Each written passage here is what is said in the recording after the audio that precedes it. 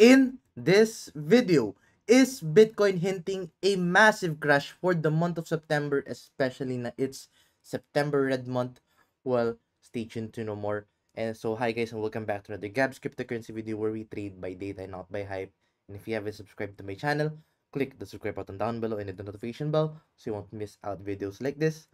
So yeah, if you would notice na may panibago akong format na nga dito sa YouTube, and it's because I have something in plan, and siguro i-announce ko siya within the next few weeks. I'm just finalizing some of those details, but yun nga, magkakaroon tayo ng rebranding here in compliance with SEC nga, kasi of course, if you have heard, ang daming nangyayaring balita nga sa SEC with regards to crypto platforms in the Philippines.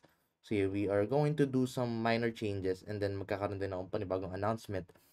But yeah, let's now dive into this video, and before we dive into the analysis, let's give you a quick recap of our previous analysis. So sa previous analysis, what we were monitoring, diba, was this Bitcoin price action wherein, yun nga, diba, we came off from this falling wedge, and traditionally, falling wedge is a bullish pattern. We saw Bitcoin hitting our first target, exactly as predicted. But as you can see right now, we saw a rejection. And di ba sabi ko sa inyo, yung stop loss ko magiging trail stop siya around 110,200. And look at that, na-hit na yung trail stop ko. So right now, wala akong current trade with Bitcoin. And the next thing na nakita natin dito is, nung nagkaroon siya ng breakout dito with some buy volume, nag-open ako ng panibagong long position, nag-set ako ng stop loss just below. And ang nangyari, hindi siya nagpatuloy paakyat dito kay Bitcoin. It just went to the downside and just consolidated further. So when I hit yung stop loss ko. So right now, wala akong kahit anong trade na naka-open, but there's actually a big thing na to consider right now. As you can see, we have seen this Bitcoin falling wedge, but we did not see any of those breakout na inaabangan natin. So this could be hinting a possible sign na we are seeing some weakening sign niya kay Bitcoin, especially na if you're going to zoom out dito kay Bitcoin, especially in the daily time frame. Ang current trend kasi ni Bitcoin previously was we were seeing ito yung previous low, nagkaroon ng higher high, higher low, higher high, higher low, higher high. But take a look at this, it started forming this lower low. So in that case, it might be indicating na we are now going to start a potential downtrend nga dito kay Bitcoin. And taking a look at this weekly time frame chart, take a look at this, guys. This is something na we have to be critical dito sa movement na to. And it's because of this falling na pagbagsak na RSI. You can see na right now we are seeing that increasing price while RSI is declining. So those are traditional signs of a bearish divergence. So that is right now indicating or hinting a potential bearish movement ka kay Bitcoin.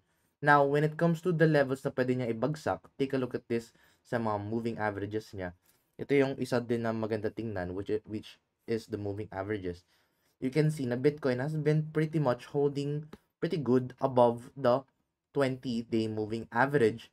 But as you can see, this 50-day moving average has been acting as a support nga kay Bitcoin. So right now, it's more likely na we might see Bitcoin breaks this 20-day moving average, and it might go back down to the 50-day moving average.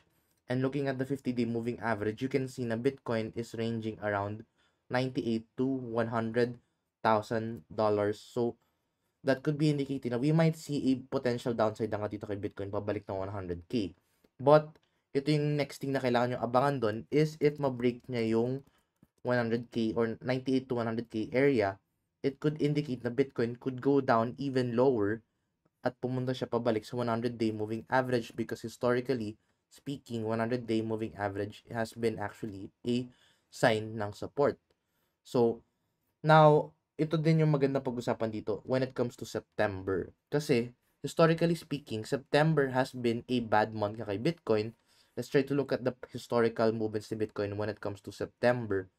So, ito, let's go back to 2024, wherein the last time na we had a September month.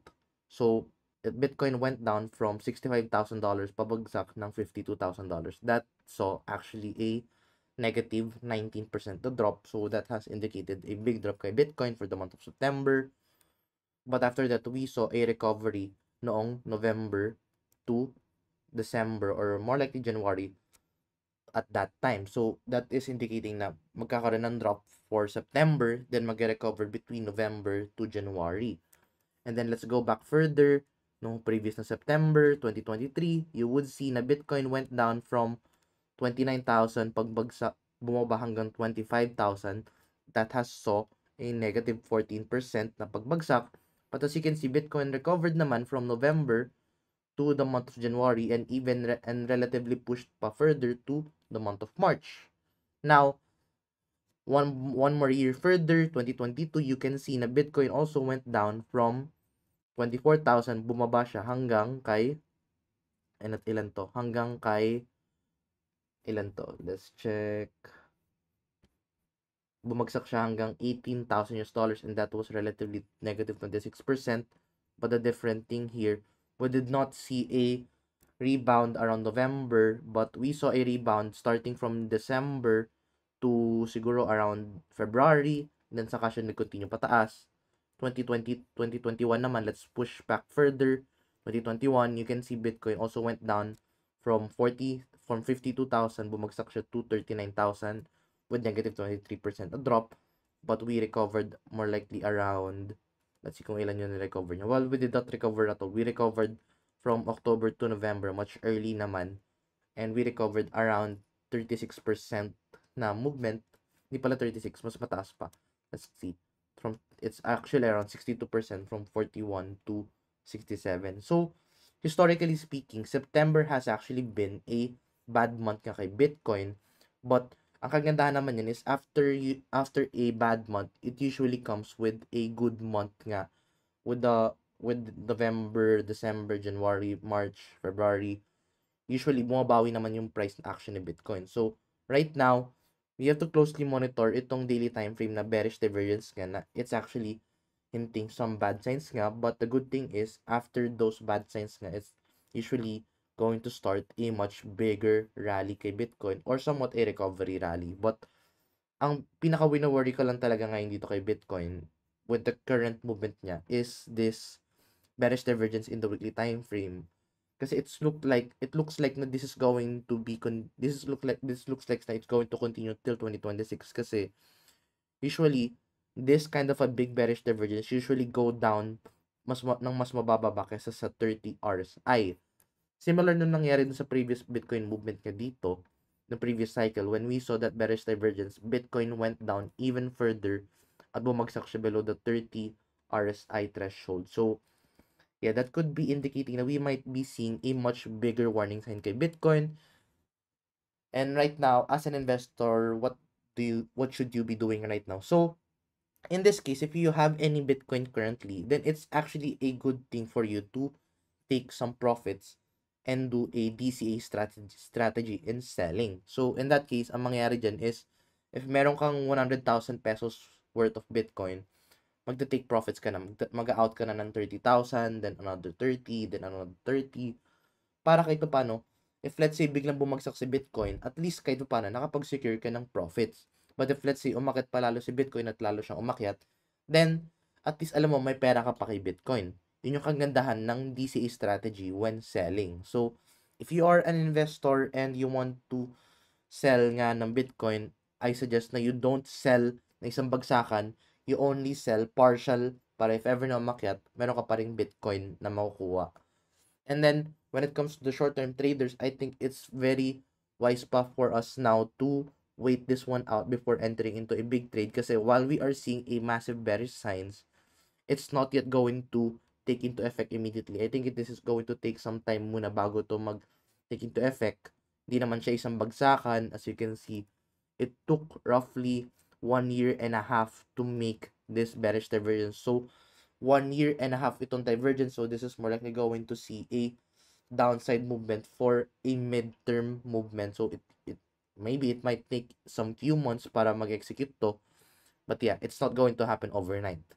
So, with what I said before na I'm bearish with Bitcoin, you can see I am still bearish pa din kay Bitcoin with the charts na we have dito. But anyway, we are going to monitor this within the next few days and next few weeks, especially now we are seeing this massive sign. And yeah, it's a quick macro update dito kay Bitcoin. Anyway, yun muna update natin for the time being. If you find this video useful and informative, please give this video a like, and I'll see you guys in the next video. Bye-bye for now.